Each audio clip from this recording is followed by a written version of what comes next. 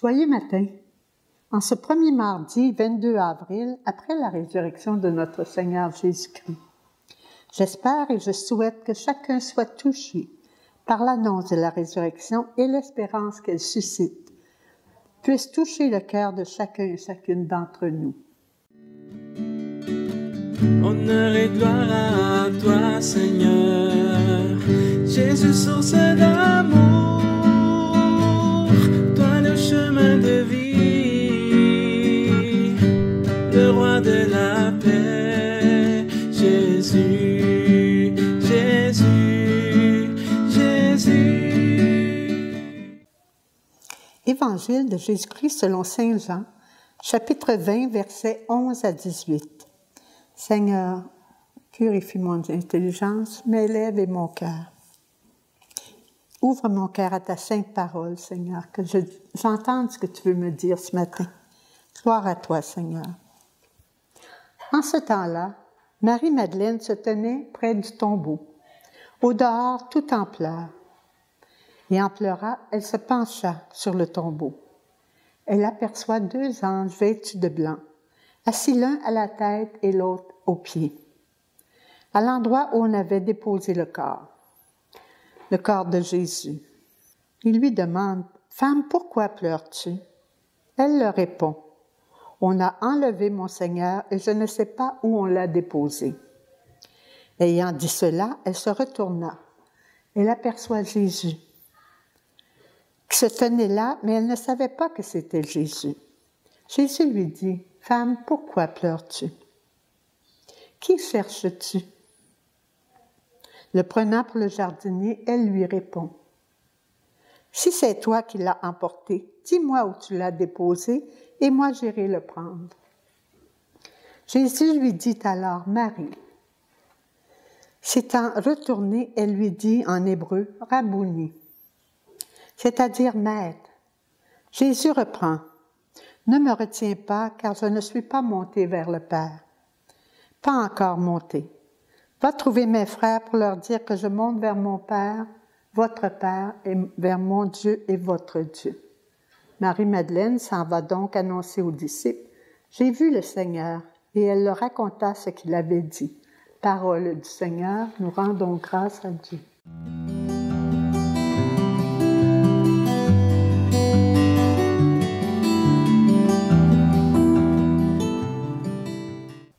Marie-Madeleine, elle est venue là, auprès du tombeau, cette grande amoureuse. Elle est triste pour veiller un mort et elle pleure. Elle redit cette phrase qui contient toute la douloureuse expérience des croyants. « On a enlevé mon Seigneur. Et je ne sais pas où on l'a mis. » L'absence de Dieu est dure à vivre. Et lorsque Jésus vient lui-même la consoler, mais sans se faire reconnaître, comme il arrive très souvent dans nos vies, Marie ne le reconnaît pas. Elle l'a reconnu que lorsqu'il le nomme Marie. Et la joie, le bonheur, la paix refluent dans son cœur et dans son corps. Elle veut le saisir, mais le Seigneur ne le permet pas. Les 2 anges vêtus de blanc, ils représentent quel personnage dans nos vies? Pour ma part, ils représentent des personnes habitées par la présence de Dieu qui sont placées corporellement sur ma route pour prendre soin avec amour, pour m'apprendre à mon tour à aimer, à servir, à me donner à mon tour, en étant convaincu que Dieu Trinitaire habite en moi, pour pouvoir communiquer à d'autres cet amour par la présence de Dieu. Avez-vous remarqué des personnes corporellement qui sont venues à vous pour vous aider à reprendre le chemin ou juste vous donner de l'amour gratuitement? On en a tous dans notre vie qui viennent à nous puis qui sont habités du Seigneur. Toute une mission qui nous est confiée. La rencontre de Jésus a commencé avec mon père qui était veuf. Et allé à l'église, il m'a fait baptiser et j'ai eu accès aux sacrements qui m'ont appris à prier. La confiance dans la prière était avec Saint Joseph, car ma mère est décédée le 19 mars, la fête de Saint Joseph, et j'ai un attachement particulier avec lui. J'avais 16 mois à son décès, ce qui fait 75 années qu'elle est décédée. Toutes ces personnes avec qui je chemine dans la foi est une vraie présence de Dieu dans ma vie. Un cadeau inestimable qui est placé sur ma route, la famille Solitude Myriam. Je l'ai connue en l'an 2000, mon premier jubilé vécu dans la foi.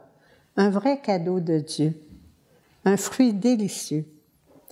En cette année de jubilé 2025, je souhaite à chacun et chacune de croire et de profiter pleinement de ce temps de grâce, de don de Dieu par l'Église. Soyons des pèlerins d'espérance au cœur de notre monde. Marchons ensemble sur ce chemin tracé pour nous vers la vie éternelle, promise par Jésus-Christ ressuscité, qui ne veut perdre aucun de ses enfants, aucun. C'est le but de notre vie. Soyons des artisans de paix, d'espérance, d'amour, pour que le monde découvre la bonté et la miséricorde d'un Dieu Père bienveillant et tout-puissant.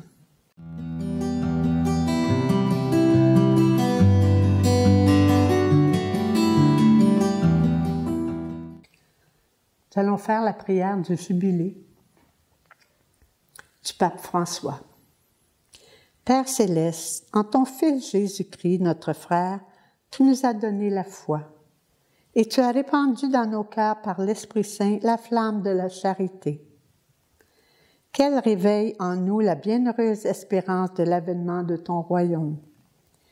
Que ta grâce nous transforme pour que nous puissions faire fructifier les semences de l'Évangile qui feront grandir l'humanité et la création tout entière dans l'attente confiante des cieux nouveaux et de la terre nouvelle, lorsque les puissances du mal seront vaincues et ta gloire manifestée pour toujours. Que la grâce du jubilé qui fait de nous des pèlerins d'espérance ravive en nous l'aspiration au bien céleste et répande sur le monde entier la joie et la paix de notre Rédempteur. À toi, Dieu béni dans l'éternité, la louange et la gloire pour les siècles des siècles. Amen. Je vous souhaite un beau temps de jubilé. Profitons-en. C'est un cadeau de Dieu dans notre Église. Soyez bénis. Au nom du Père et du Fils et du Saint-Esprit. Amen.